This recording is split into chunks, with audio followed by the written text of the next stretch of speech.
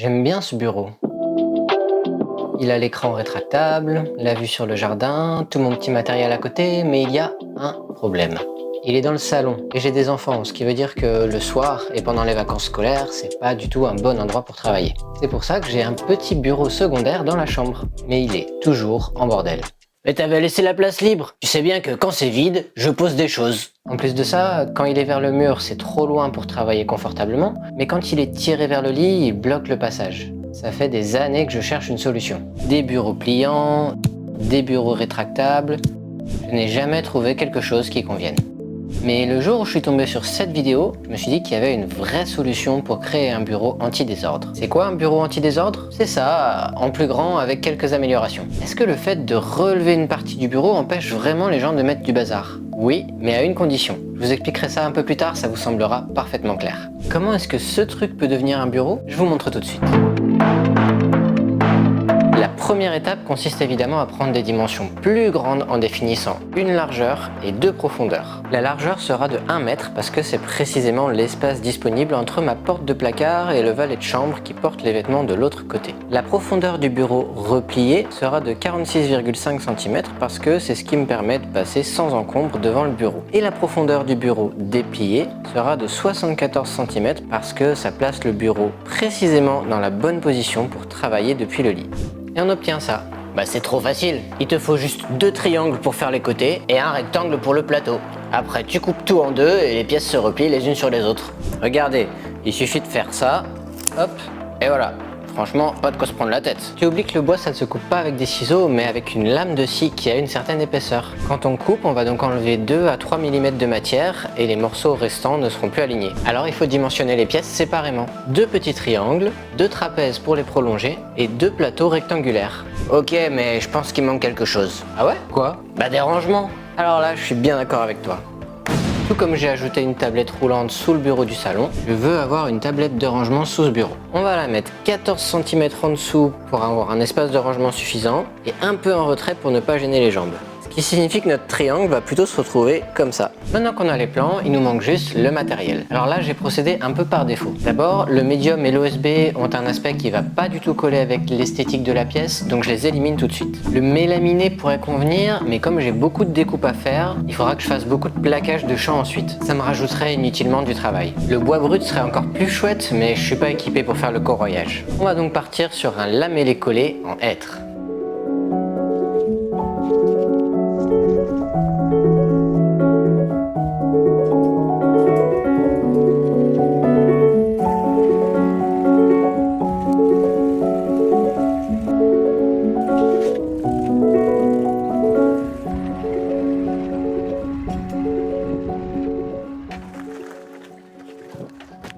Je pensais que les gars au magasin de bricolage ils allaient me faire Monsieur, c'est pas sérieux avec un vélo. En fait, totale confiance. Voilà vos panneaux de bois, bon voyage. Alors je fais un test. Sans les sangles, ça tient.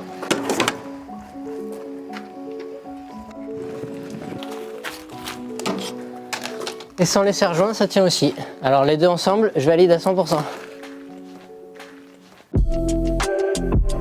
Dans chaque projet, il faut commencer par les éléments les plus compliqués quand on le peut. Ça permet d'identifier les points de blocage pour trouver des alternatives plus tôt. Ici, le point qui me semble le plus complexe, c'est le mécanisme de pli. Alors on va commencer par la découpe des trapèzes et des triangles. On entend souvent dire qu'il faut mesurer 2 fois pour couper une fois, mais c'est vraiment un proverbe pour débutants. Ceux qui disent ça veulent être plus précis et c'est une bonne chose, mais à chaque fois qu'on fait une nouvelle mesure, on introduit des imprécisions. Imaginons que je veuille couper 2 planches à la même longueur. En prenant la première, je risque par exemple de la faire un demi-millimètre trop court. C'est courant de se tromper d'un demi-millimètre. C'est juste l'épaisseur d'un trait de crayon. Mais imaginez maintenant que sur la seconde planche, je me trompe d'un demi-millimètre dans l'autre sens. Eh bien, je me retrouve avec 2 planches qui ont 1 mm d'écart, et là, ça commence à se voir.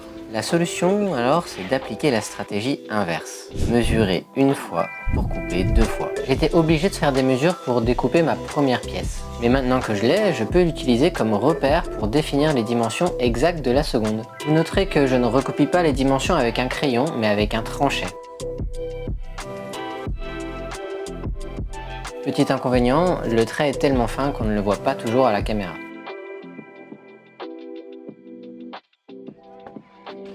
Maintenant que j'ai mes trapèzes, je peux passer au triangle. La solution la plus évidente pour connaître les dimensions exactes des triangles serait de faire un bon vieux théorème de Thalès. Et d'ailleurs, je l'ai fait. Je connais les dimensions théoriques de mon triangle. Mais là, je n'ai pas un trapèze théorique, j'ai un trapèze réel. Si j'ai fait une erreur d'1 millimètre sur sa découpe, alors il ne correspondra pas bien avec mon triangle. La solution, c'est d'utiliser le trapèze comme repère pour placer mon guide de découpe. Comme ça, je suis sûr de faire un triangle parfaitement aligné.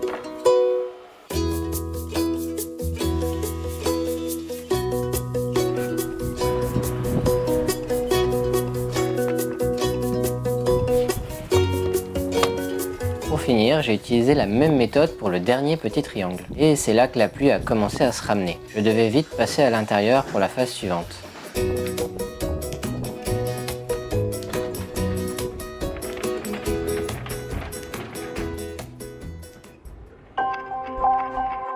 Maintenant qu'on a les éléments qui feront les côtés du bureau, on veut réaliser l'articulation qui fera pivoter les pièces les unes par rapport aux autres. Par chance, j'ai trouvé des charnières qui faisaient exactement 18 mm de largeur, comme l'épaisseur de mes panneaux. J'ai besoin que les pièces s'ajustent parfaitement, donc je ne vais pas juste visser la charnière par-dessus. Je vais lui creuser un emplacement. Et pour réaliser cette incrustation proprement dans le bois, j'ai deux usinages à faire. Un pour la partie cylindrique et un pour la partie plane. Alors pour commencer, comment creuser un arc de cercle? Un arc de cercle, c'est juste une partie d'un cercle. Et des trous circulaires, ça se fait simplement avec une mèche de perceuse, non? Eh bien c'est pas si simple, parce que d'un côté, le bois agit en réaction à la mèche, et de l'autre côté, il n'y a rien, alors la mèche a tendance à dévier de sa trajectoire. L'astuce consiste alors à placer une deuxième pièce de bois en face de la première. Comme ça, la mèche descend droit, comme si elle était en plein milieu d'un panneau de bois, alors qu'elle est bien placée sur le bord de chaque pièce. Pour renforcer mes chances de faire un trou bien droit, j'utilise un guide de perçage. On me pose souvent des questions sur cet outil, je vous mets quelques infos dans la description. Bon, ça c'était la partie la plus simple. Maintenant, on doit creuser l'emplacement de la partie plane de la charnière. Pour ça, j'ai choisi d'utiliser la défonceuse, en utilisant la vis de réglage de la profondeur pour creuser exactement aussi profond que l'épaisseur de la charnière. Mais attention, je voudrais éviter que la défonceuse ne bascule pendant qu'elle tourne à 20 000 tours par minute. Ce serait mieux. Alors à côté des pièces à usiner, j'ai placé deux pièces martyrs. Elles serviront de point d'appui pour que la défonceuse reste bien droite quand la partie centrale sera creusée.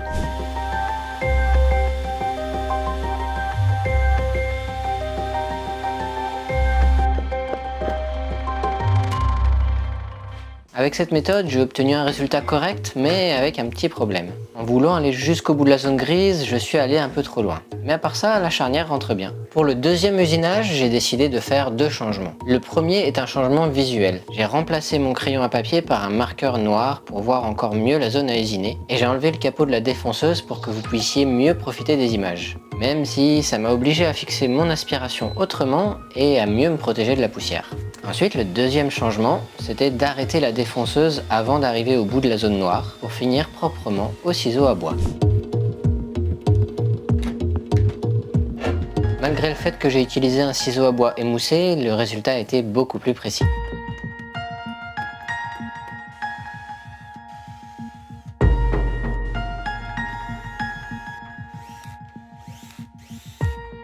L'articulation fonctionnait, mais je ne pouvais pas laisser toutes ces traces noires sur les pièces avant de les utiliser.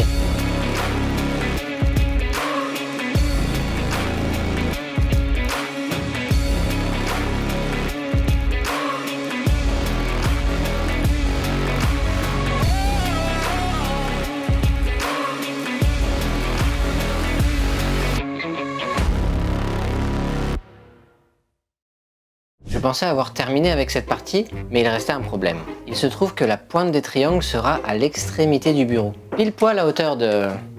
là. Et j'ai pas vraiment envie de me piquer les fesses à chaque fois que je passe à côté. Alors j'ai décidé de transformer cette pointe en arrondi. Pour ça, la méthode la plus simple est de fabriquer un gabarit en forme de cercle. Quand on veut copier une forme, la méthode la plus classique est de placer la forme à copier au-dessus. Ensuite, on utilise la défonceuse avec une fraise à copier. Le roulement passe sur le gabarit et la fraise creuse la pièce. Le problème, c'est que quand le gabarit est tout petit, si on le maintient avec un serre-joint, il empêche la défonceuse de passer. Et de toute façon, il est même pas assez grand pour que la semelle de la défonceuse soit stable dessus. La solution, c'est alors de mettre le gabarit en dessous et non au-dessus. Au lieu d'utiliser une fraise à copier, je vais utiliser une fraise à affleurer qui a le roulement vers le bas. Je visse mon gabarit pour être sûr qu'il tienne en place. je cale toutes les pièces et c'est parti. Je fais une première découpe grossière à la scie, puis la finition à la défonceuse. Voilà, maintenant on a ça et ça. Alors il nous faut ça. Après avoir fait des découpes à 47 et à 59 degrés, il me restait maintenant plus que des angles droits. Facile! Mais il y a un problème que j'avais pas vu venir. Si vous regardez cette vidéo en 2030, sachez que le printemps 2024 était probablement le plus pluvieux de la décennie. Du coup, l'environnement était particulièrement humide. En plus de ça, 6 semaines se sont écoulées entre le moment où j'ai acheté les panneaux et le moment où j'étais enfin disponible pour les scier. Le résultat, c'est cette énorme courbure. Malgré ça, je devais avancer et en même temps, j'étais préoccupé par un autre problème. J'en avais marre de poncer les parties noires.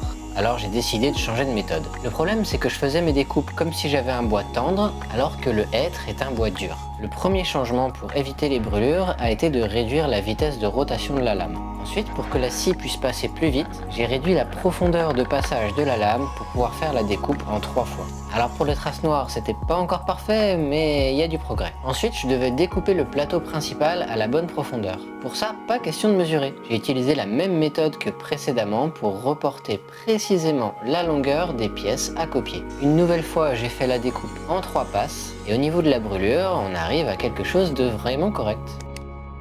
Par contre, pour la courbure, c'est dans ces moments que je me rappelle pourquoi d'habitude j'utilise pas de bois brut. Le dernier plateau à couper était celui du bas. Pour qu'il s'intègre de façon harmonieuse avec le bord des triangles, j'ai décidé de faire la coupe en biais.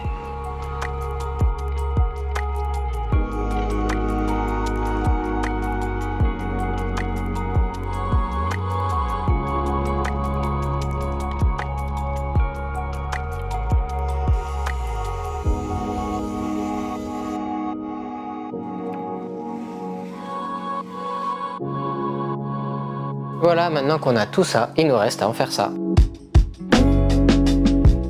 Pour l'assemblage, au début je pensais partir sur un simple assemblage à vis en plaçant les pièces perpendiculairement les unes par rapport aux autres. Sauf que j'étais bien embêté par la courbure des plateaux. Un bon bureau, normalement, c'est plat. Non? En fait, le meilleur moyen de contraindre mes plateaux à rester plats, c'est de les encastrer dans une rainure. J'ai donc sorti à nouveau la défonceuse.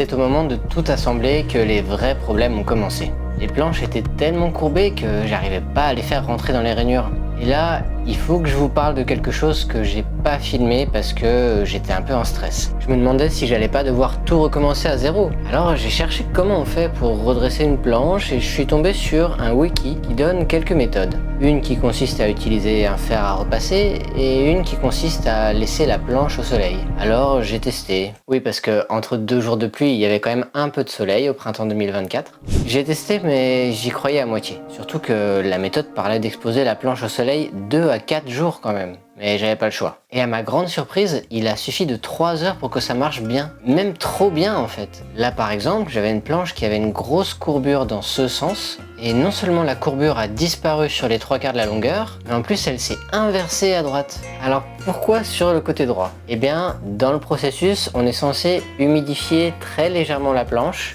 Et j'avais pas d'humidificateur sous la main, alors j'y suis carrément allé avec un verre d'eau. Résultat, l'eau stagnait sur le côté droit. Et ça, c'était pas très malin parce qu'à ces endroits où il y avait un surplus d'eau, le bois a carrément gonflé. J'avais enfin des planches à peu près droites, sauf que ça rentrait toujours pas dans les rainures. Alors ça m'a obligé à tailler les extrémités à certains endroits pour que ça rentre enfin. Conclusion, la méthode eau et soleil, ça marche bien, mais allez-y mollo sur l'eau. Bref, après cette galère passée, je pouvais enfin passer à l'assemblage.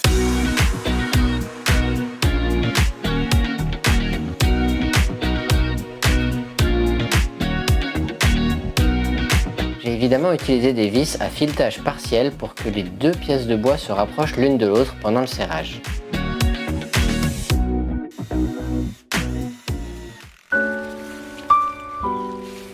Une fois certain que toutes les parties s'assemblaient bien, je pouvais démonter pour passer à la finition. Mais là, je suis tombé sur un problème avec l'utilisation des petites vis. Est-ce que je vous ai déjà dit que j'ai pas l'habitude de travailler avec un bois dur comme le hêtre? Comme j'aimais bien l'aspect du bois, j'ai choisi une huile incolore. La finition, c'est une étape très importante, et ça pour deux raisons. La première, et la plus évidente, c'est que ça va protéger le bois. Si je renverse une tasse de café dessus, je pourrais gérer ça avec un simple coup d'éponge, parce que le bureau n'aura pas bu tout le café à ma place. La deuxième raison, c'est que ça va stopper les échanges d'humidité entre le bois et l'air, donc le bureau va arrêter de se déformer tout seul, et ça, c'est plutôt une bonne nouvelle. L'huile ne serait pas un bon choix pour protéger par exemple un plan de travail de cuisine, parce qu'il faudrait en réappliquer tous les 6 mois. En revanche, pour un bureau qui subit beaucoup moins d'agressions, ça tiendra facilement plusieurs années.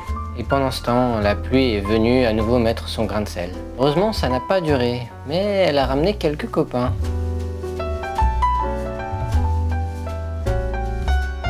Et toi, pour la finition, on avait dit de l'huile, pas de la bave?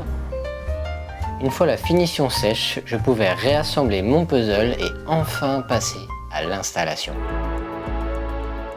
Les pieds d'une table et des bureaux sont souvent gênants quand on veut faire le ménage. Mais là, il ne s'agit pas juste d'une étagère. Une grosse structure comme celle-là, on ne peut pas seulement la fixer au mur, sans aucun appui au sol. J'ai donc récupéré les pieds amovibles de mon ancien bureau, mais j'ai décidé d'en mettre seulement 2 au lieu de 4 sous le nouveau. Pour les fixer, il suffit de les visser par en dessous. Pour plus de maniabilité, on peut démonter les pieds pour d'abord visser la base, puis fixer le pied sur sa base, mais là, j'ai pas eu besoin de le faire. Par contre, l'ennui, c'est que ma perceuse ne passait pas pour faire des pré-trous qui soient droits. Heureusement, j'étais pas obligé de tout démonter encore une fois pour travailler sur la planche seule. J'ai utilisé ma perceuse avec un accessoire en angle pour passer plus facilement. Celle-là, elle m'a dépanné plus d'une fois.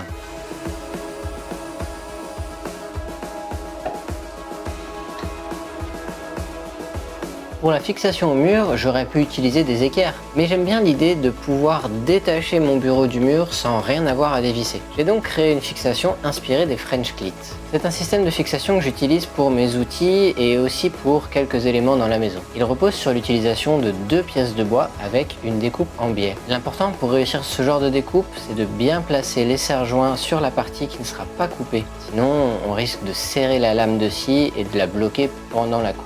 Comme la profondeur de coupe était importante, je l'ai encore réalisé en 3 passes. J'ai ensuite coupé les morceaux obtenus en 2 pour que le bureau repose sur 2 taquets, un de chaque côté. La petite fonctionnalité toujours utile sur les bureaux, c'est un trou pour faire passer les câbles. Comme mon bureau sera toujours contre le mur, j'ai fait ce trou sous la forme d'une encoche que j'ai réalisé juste avant l'assemblage final du bureau. La scie sauteuse, c'est pas le meilleur outil pour faire un travail propre et précis, mais parfois on n'a pas besoin de faire quelque chose d'extrêmement précis, alors c'est un outil bien pratique. Et voilà le moment que j'attendais depuis des semaines, la mise en place. Pour les vis, j'ai retenu la leçon, je suis passé sur un format un peu plus grand.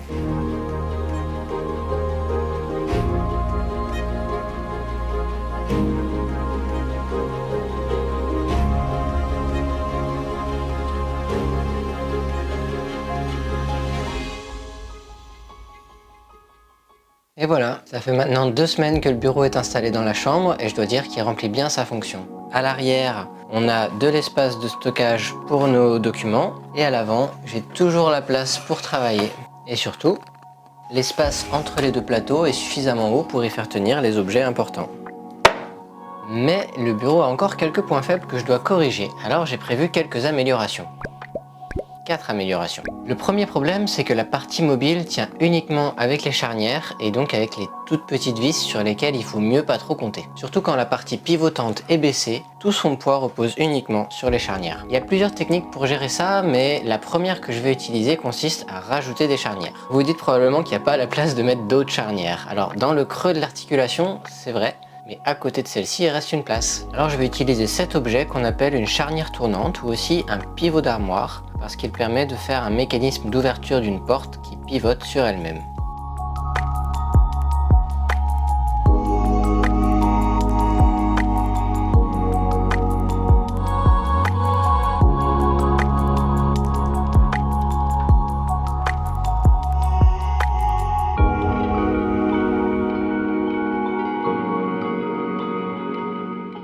Si vous vous demandez pourquoi j'utilise de la colle à papier, c'est simplement pour que les rondelles tiennent en place toutes seules en attendant que je mette les vis. Alors maintenant, l'articulation est beaucoup plus solide pour gérer les mouvements d'ouverture et fermeture. Mais un bureau, c'est aussi un endroit sur lequel on peut avoir tendance à s'appuyer, volontairement ou involontairement. Et même si j'ai mis 4 charnières et 16 vis, avec le poids d'un humain là, elle risque de se tordre rapidement. Du coup, je vais ajouter une pièce de bois en dessous. Son rôle sera de transférer le poids du corps de la partie mobile vers la partie fixe. Et l'avantage, c'est que la partie fixe, elle est sur pied, donc là, on peut y aller. Pour ça, j'ai récupéré une des chutes des panneaux utilisés.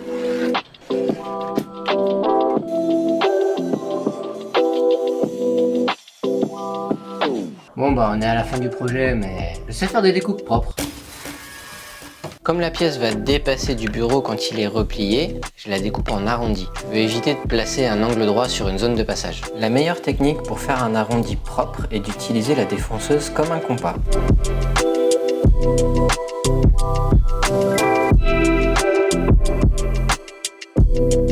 L'idéal pour transférer le poids d'une pièce vers l'autre, ça aurait été de faire une feuillure. Mais ça oblige à ce qu'une des pièces soit plus grande pour s'encastrer dans l'autre, et ça, il aurait fallu y penser avant. Comme je veux pas vraiment recommencer la fabrication des plateaux, je visse simplement la nouvelle pièce par-dessous. Pas vraiment la solution la plus résistante, mais au moins c'est la solution la plus discrète. Ouais, parce que là, j'en ai fait une petite pour illustrer ce que c'est une feuillure. Mais en vrai, démonter le bureau, recouper des pièces à la bonne dimension, faire la feuillure, appliquer à nouveau une finition, tout réassembler, disons que dans la vie, j'ai d'autres projets que passer 3 mois à essayer de faire le bureau parfait. La pièce ne dépasse que d'1 ou 2 cm, mais ça suffit largement pour servir de point d'appui, et comme ça ne gêne pas le passage. D'ailleurs, sans le support, la partie avant s'était un peu affaissée, ce qui crée une différence de niveau avec la partie arrière. Maintenant, les deux plateaux sont exactement au même niveau. Le problème suivant se trouve au niveau des oreilles du bureau. Elles sont un peu trop pointues. Les enfants sont pas censés venir là, mais s'ils passent en courant et se cognent, ils pourraient se blesser. Je vais donc les arrondir un peu. Bon, là aussi, flemme de démonter, on va faire ça sur place.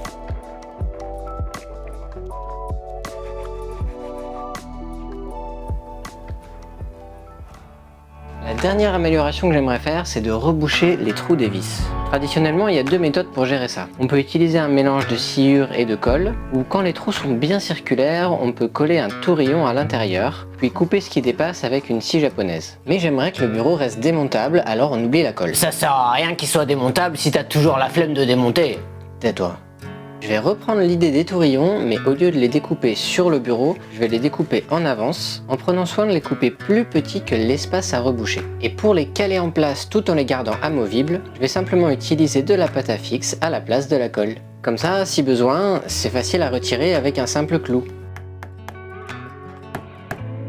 Non, c'est pas vraiment facile avec un clou. Mais c'est pas grave, parce que comme ça, c'est facile à retirer avec du gros scotch. Non, pas avec du gros scotch. Mais je peux le retirer avec une aiguille. Voilà, ça va. Avec une aiguille, ça marche. Bon, on est assez loin de l'ébénisterie professionnelle, mais je valide la méthode. Mais est-ce que ce projet en valait vraiment la peine? Et voilà comment un meuble a résolu 4 de mes problèmes. Numéro 1, le bordel n'a plus la place de s'installer. Numéro 2, je peux à nouveau passer entre mon lit et mon bureau sans difficulté. Numéro 3, l'espace sous le bureau est plus accessible qu'avant. Numéro 4, j'ai des rangements supplémentaires pour les affaires utiles. Et petit bonus, si je veux éloigner le bureau du mur pour y faire passer un nouveau fil ou pour une autre raison, je peux le faire sans rien avoir à dévisser. Alors il y en a peut-être parmi vous qui se disent que le problème n'est pas vraiment résolu, parce que si on pose des affaires par-dessus, ça va nous empêcher de le déplier. Oui, mais derrière, il y a l'écran qui sert normalement à regarder des films. Et je sais pas vous, mais j'ai pas l'habitude de voir des gens mettre un pot de fleurs ou un carton devant leur télé. À part quelques abonnés sympas qui ont filmé ça chez eux pour faire des plans d'illustration. Et bien là c'est pareil, personne n'aurait l'idée de mettre un objet devant l'écran. Mais si vous avez trouvé cette idée de bureau intéressante mais que vous n'avez pas d'écran pour jouer ce rôle dissuasif, je peux quand même vous proposer quelque chose. C'est de concevoir une tablette qui ne pivote non pas à 180 degrés, mais seulement à 90. Et si on change un peu le design et l'emplacement de la charnière, c'est pas très compliqué de faire ça. Et là au moins, on ne peut rien poser dessus. Pendant la construction du bureau, j'ai beaucoup utilisé cet établi. Et en fait, on peut le fabriquer avec un seul panneau de médium. Je vous montre toute la fabrication dans cette vidéo et ça risque de vous plaire. En attendant, je vous dis à la prochaine et bon rangement.